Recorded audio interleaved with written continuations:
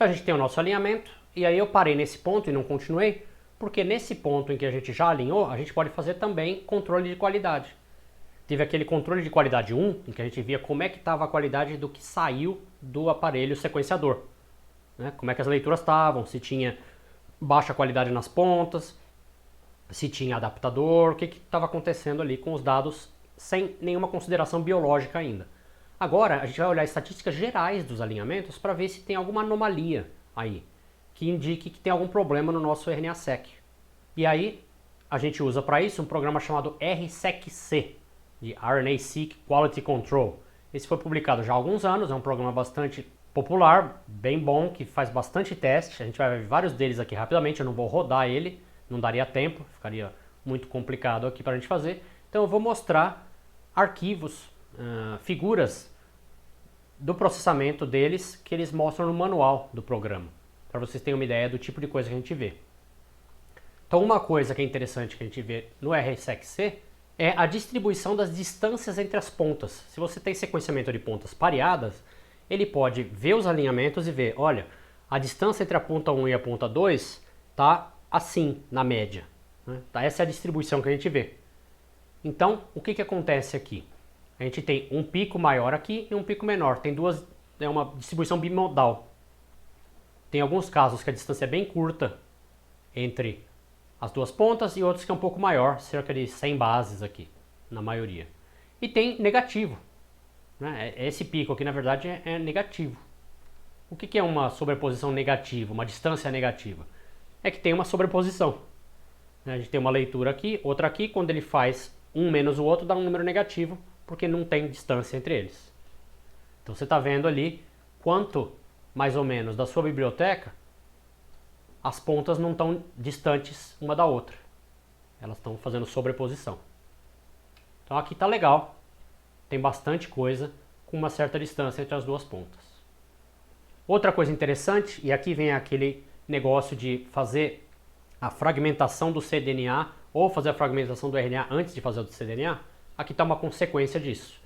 Aqui esse gráfico é bem interessante porque ele está olhando várias amostras que foram processadas de um jeito, que são essas que tem essa curva aqui, esse U de cabeça para baixo, e tem várias outras amostras que foram processadas de um outro jeito, que são essas que tem esse pico de cobertura bem alta no fim do gene. Então, no eixo X aqui, vocês têm a posição relativa dentro de cada gene. Então, o RSeq-C usa a nossa anotação, então ele sabe onde os genes acabam e começam, e ele olha onde as leituras estão mapeando. Então, tem muito pouca coisa mapeando no começo dos genes, para essas amostras aqui, e muita coisa no final. Já para essas amostras aqui, que estão formando esse U de cabeça para baixo, tem pouca coisa alinhando no começo e pouca coisa alinhando no final dos genes, mas muita coisa no meio. Então, se você cria o cDNA primeiro e fragmenta depois, você tem esse tipo de curva aqui, o U invertido. E se você fragmenta o RNA mensageiro primeiro e cria o cDNA depois, você tem esse outro tipo de curva aqui. Pode depender do tipo de experimento que você quer, você pode preferir uma coisa ou outra. Né? Não tem uma preferência que sempre valha para todos os casos. Outro gráfico interessante é você ver onde acontecem os mismatches, as diferenças entre a sua leitura e a referência. E aqui ele coloca em cores diferentes os diferentes tipos de mismatch. Quando é um A e virou um C. Então era A na referência e está aparecendo um C na leitura. E assim por diante. E vocês veem aqui, em alguns casos tem uns picos. Isso pode indicar problemas em algumas partes da sequência. Geralmente ali perto dos 20% do tamanho do gene e 60% tem esse pico aqui. Enquanto no resto é mais ou menos por igual, que é o que você espera. Então aqui pode ter alguma coisa estranha acontecendo. Você espera mais problemas no começo e no final da sequência, isso é normal. Por isso tem essas linhas mais elevadas aqui. A mesma coisa a gente vê quando a gente vê as inserções. Como tem pouca cobertura no começo e no final dos genes, que é aquele U invertido que a gente viu 2 slides atrás, também tem um número menor, absoluto, de inserções no começo e no final do gene. E de novo, a gente vê picos aqui, né, de problema perto do 20% e do 60%. Então, inserções estão acontecendo mais nessas áreas do que ao redor delas. O que causa esses problemas pode ser muitas coisas, não sei exatamente nesse exemplo o que foi. É o exemplo que eles dão na documentação do programa. Como ele usa as anotações já existentes dos genes, ele pode já fazer uma análise para a gente de quantas junções de splicing ele está vendo, quantas são conhecidas. Então, o que ele chama de evento de splicing, que é o par, ou junção, que é cada lado de um evento, né? O sítio aceptor e o doador, né? Então ele está vendo ali 78% são conhecidos, ou seja, iguais ao que estava anotado, 18 são completamente novos e aqui nessa outra cor os que são parcialmente novos, então já era conhecido em parte e em parte é novo. Isso tanto para a junção quanto para os eventos de splicing. Aqui tem um outro jeito de visualizar isso, que é com uma curva de rarefação, uma curva de saturação, que vocês já devem ter visto antes. Isso aqui é um jeito importante de você analisar os dados. Nessa curva aqui você está vendo todas as junções de splicing. Então, se você olhou poucos reads, você teve esse número de junções de splicing vezes 1000, então cerca de 150 mil. Quando você chegou em 20% das leituras, você tinha chegado nesse número de junções vistas. 40, 60. Quando você viu 100%, você chegou nesse número aqui de junções vistas, no total. Mas aí ele separa também junções anotadas e novas. E aí vocês veem que nas anotadas, quando chega lá para 40, 50% das leituras analisadas, você analisou cerca de metade das leituras, você já viu praticamente todas as junções conhecidas, porque elas são comuns, por isso que elas são conhecidas. Então a curva já estabilizou. As junções novas estão nessa curva aqui. Então, se esse projeto aqui é um projeto que está tentando descobrir junções, vocês diriam que a pessoa deve continuar sequenciando mais ou não vale a pena sequenciar mais porque já descobriu o que tinha de descobrir e não tem nada novo? Aqui você deveria continuar sequenciando mais se você está interessado em junções novas. Por quê? Porque a curva ainda não estabilizou, continua subindo. Você olhou todas as leituras que tem no seu arquivo ali de RNA-seq e ainda não estabilizou a curva. Se você continuar sequenciando mais, vai continuar subindo a curva, até que vai chegar um ponto que ela vai ficar achatada. Vamos achatar a curva do RNA-seq no caso. Então você vai ter ela na horizontal, significa que você já parou de ver coisa nova em ritmo suficiente para compensar sequenciar mais. Então curvas de saturação são muito utilizadas para esse tipo de decisão. E o RSeq-C gera curvas desse jeito para a gente, mostrando as junções de splicing. E por último, uma outra coisa que você pode fazer, independente do controle de qualidade, é visualizar os seus resultados. Você pode usar um programa como o Tablet, que eu já mostrei agora há pouco uma tela dele, ou o IGV, que é o Integrated Genomics Viewer, que mostra também alinhamentos de milhares de leituras com um transcrito, é aquele mesmo lá do tablet que eu mostrei antes, aquele 1 gene de Plasmodium contra um pedacinho do cromossomo, e que você pode ver onde tem potenciais introns, problemas, aqui diferenças entre a leitura e a referência. Vocês veem essas barrinhas aqui com cores diferentes, significa que teve ali diferenças entre a nossa leitura e a referência, e assim por diante. Então visualização é um jeito interessante de ver como está a cobertura ao longo do gene, se tem muito erro, se está muito esquisito. Você já começa a ver coisas como splicing alternativo aqui, né? Essa leitura continua lá para frente, aqui dá para ver melhor. Tem um pedaço da leitura aqui e o resto está aqui, então aqui a gente está pulando um exon e meio, digamos assim. Então você já consegue ver na visualização. Aqui tem um legal. Aqui a gente tem um exon na leitura, aí a gente fez um exon skipping, né, virou intron.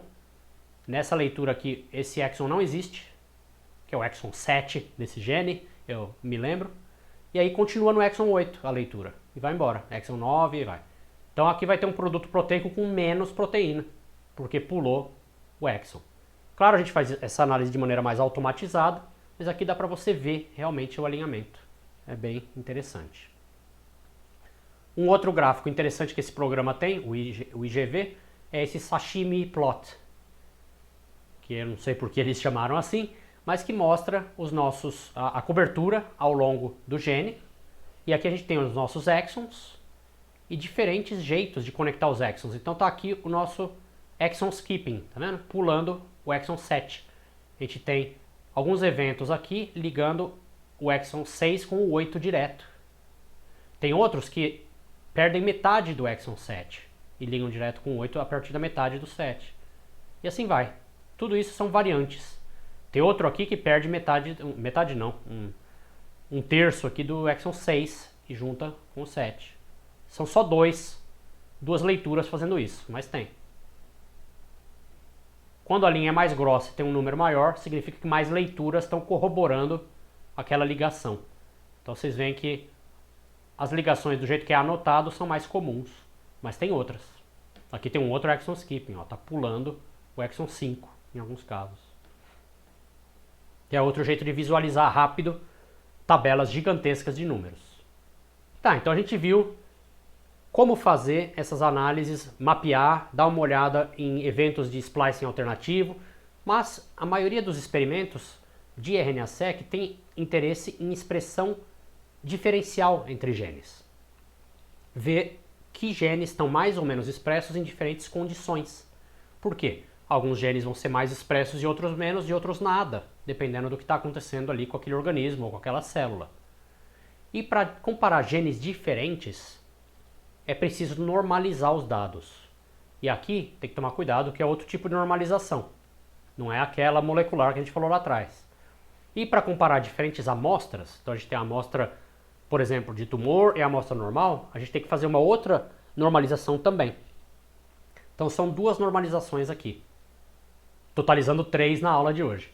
A normalização molecular, que é aquela lá feita na bancada, bioquímica, para remover as coisas muito comuns, molecularmente, antes de sequenciar. Aí tem uma normalização, porque diferentes genes dentro do mesmo genoma vão ter diferentes tamanhos, a gente já vai ver isso, e outra que é numa normalização que corrige para amostras diferentes do mesmo experimento. Então, quais são as normalizações intraamostrais que a gente pode ter? Aquelas dentro de uma amostra. Primeiro, você pode não fazer nenhuma normalização. Ou seja, você simplesmente conta quantas leituras estão mapeando contra um certo gene ou local do genoma. Então, isso é chamado de count-based, é baseado na contagem. Simplesmente contou quantos fragmentos mapearam contra uma região. O problema dessa abordagem é que é muito difícil comparar diferentes genes se você não corrigir nada. A gente já vai ver por quê. Por outro lado, se você tem o mesmo gene comparado em amostras diferentes, você até pode comparar, contanto que essas amostras diferentes sejam muito, muito parecidas no jeito como elas foram tratadas, quanto RNA você sequenciou e quantas sequências saíram da máquina de sequenciamento. Aí você até pode comparar o mesmo gene, porque é o mesmo organismo em diferentes amostras, nessas diferentes corridas. Mas não é muito usado isso. Por quê? E por que é um problema não ter normalização intraamostral? Para corrigir o problema de diferentes genes na amostra. Aqui está uma figura que representa isso. A gente tem dois genes chamados de L e S, e as leituras que foram geradas no sequenciamento a partir de fragmentos, de transcritos do gene L e do gene S. E aí você vê que tem exatamente o mesmo número de fragmentos do gene L e do gene S. Aí você pode dizer que a expressão é igual desses dois genes ou não? O que vocês acham? A gente não pode dizer. Porque vocês veem que o gene L é muito maior, muito mais longo que o gene S. Portanto, você espera, ao acaso, que tenha mais fragmentos do gene L presentes na amostra, simplesmente porque ele está mais representado por ser maior. O gene S é mais curtinho. Então, nesse caso aqui, na verdade, o gene S está mais expresso que o gene L, porque ele é um gene curto com o mesmo número de leituras que o gene longo.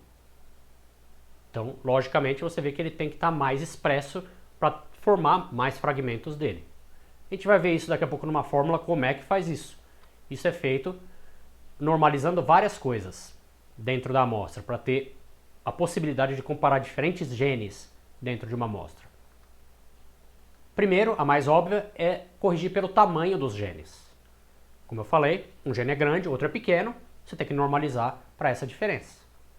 Outra normalização importante é corrigir baseado na quantidade de leituras sequenciadas no total. Isso você pode fazer para usar tanto na intraamostral quanto na interamostral. Isso é mais importante, na verdade, quando você compara amostras diferentes. Então uma amostra foi sequenciada 30 milhões de leituras e outra foi sequenciada 20. Você tem que normalizar para isso, porque senão as diferenças podem ser simplesmente porque uma amostra tem 30 milhões e a outra 20. Isso também é útil na normalização intraamostral, mas é mais importante para interamostral. E a gente pode também, e aí depende do programa, não é todo programa que faz isso, corrigir, por exemplo, baseado em viés da composição na sequência, geralmente quantidade de GC. A gente pode corrigir baseado na distribuição do tamanho das leituras. A gente pode corrigir baseado no número de leituras que mapeiam mais de uma vez contra a referência. Tem várias coisas que a gente pode corrigir aí. Número de isoformas preditas. Diferentes programas vão fazer diferentes correções. As principais são as duas primeiras ali. Tamanho dos genes e número de leituras. Então essas que a gente vai ver agora, porque elas geram uma medida chamada FPKM, que é a mais usada para expressar a quantidade relativa de expressão dos genes. Então tem a FPKM e vocês podem ver também a RPKM. FPKM é mais comum porque ela é para fragments, ela é para pontas pareadas. A RPKM é para leituras sem ponta pareada, então não é mais tão comum, mas algumas ferramentas ainda usam. Então vamos ver como é que é. FPKM, primeiro, o que significa esse nome estranho, né? É Fragments per Kilobase of Transcript per Million Mapped Reads. Então, um nome bem complexo, né? Fragmentos por quilobase do transcrito por milhão de leituras mapeadas. Então, agora explicando passo a passo, talvez fique mais claro o que é tudo isso. Primeiro, é uma estimativa da abundância do transcrito, usando um modelo probabilístico de máxima verossimilhança, e ele leva em conta os dois fatores principais lá de cima: tamanho dos genes e quantidade de sequências para cada amostra. Então vamos ver como é que isso é feito. Primeiro, a gente vai normalizar pela profundidade de sequenciamento, a quantidade de leituras geradas. Então a gente conta o número de leituras e divide por 1 milhão. Isso aí é o per million mapped reads do nome, o M maiúsculo ali no final. Então a gente fez 30 milhões de leituras, então vai ser 30. 30 dividido por 1 milhão. Aí a gente divide o número de fragmentos sequenciados para um gene, porque a gente vai olhar gene a gene isso. A gente vai pegar o número de fragmentos sequenciados para esse gene, que mapearam nele, por esse valor acima aí. E isso vai dar o FPM, que seria o fragmentos por milhão. E depois a gente normaliza pelo comprimento. Comprimento do gene, portanto, a gente tem que pegar o FPM e dividir pelo tamanho do gene em quilobases. Então, se o gene tem, digamos, 2.500 bases de tamanho, vai ser 2,5, que a gente tem que dividir por 1.000 para ter o número em quilobases. Isso tudo aqui em palavras, você pode expressar nessa fórmula aqui, se você preferir, né? Então, a gente tem aqui o nosso FPKM do gene I é igual ao número de fragmentos vistos no gene I, dividido pelo tamanho do gene I em KB, ou seja, dividido por 1.000, e o número total de leituras dividido por 1 milhão. Isso pode ser simplificado para essa fórmula aqui, se você preferir, mas essa é mais fácil de entender os fatores todos. Então a gente pode fazer um exemplo aqui e ver o que acontece. Então vamos dizer aqui que o XI deu 500. A gente achou 500 fragmentos que mapeiam contra o gene I. O nosso sequenciamento geral foi de, terrível desenhar com mouse, né? Fica uma letra horrorosa, mas tudo bem. Foi de, digamos, 30 milhões de leituras.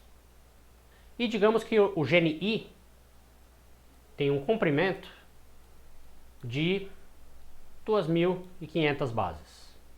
Se a gente colocar esses números agora todos na fórmula, o que a gente vai fazer? Bom, vamos primeiro fazer essa parte aqui.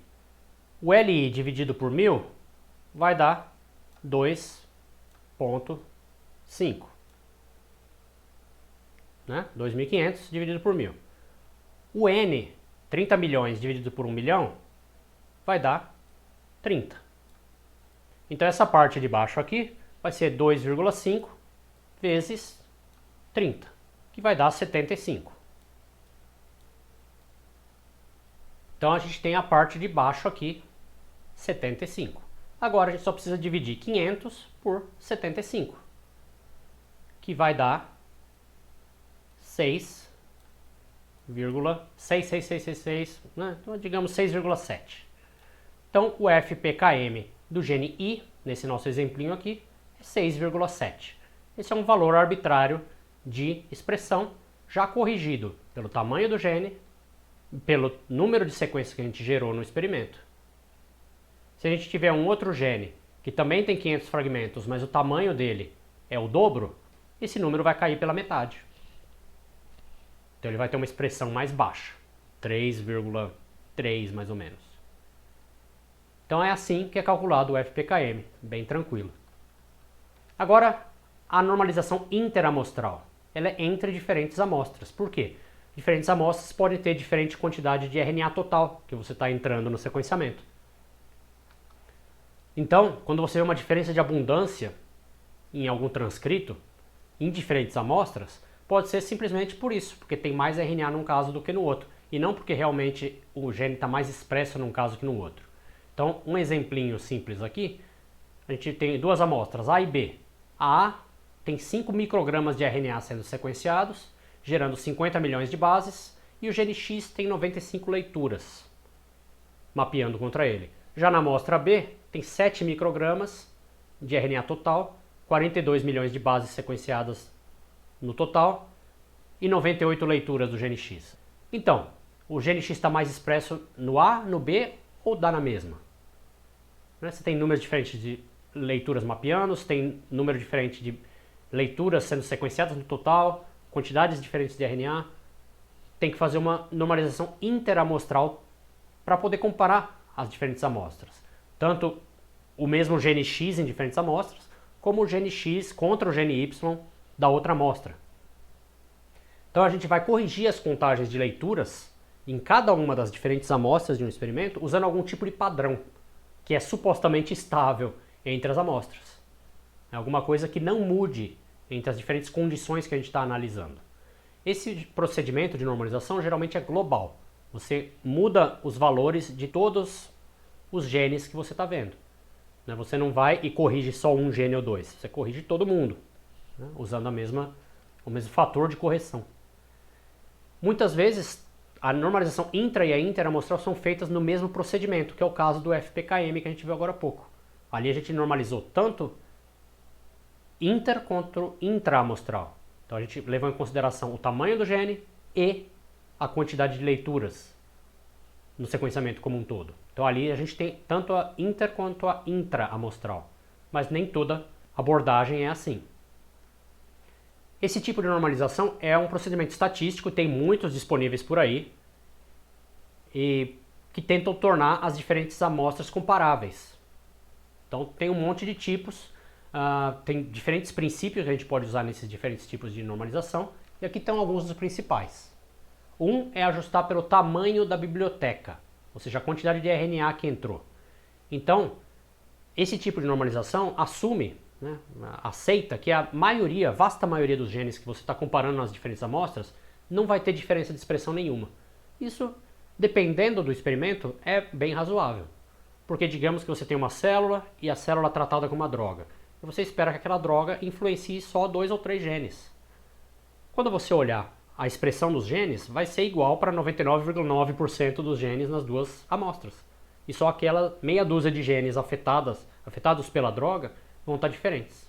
Então, métodos como o TMM e o DSEQ, que é o nome de um programa, na verdade, mas é também o nome do método de normalização, assumem que as bibliotecas têm o mesmo jeitão. Elas têm todos os genes quase com a mesma expressão e só alguns vão diferenciar.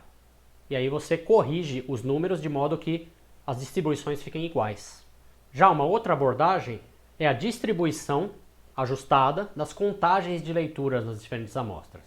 E aí, ela não assume que as bibliotecas têm exatamente o mesmo tamanho, mas que as distribuições de contagens são parecidas.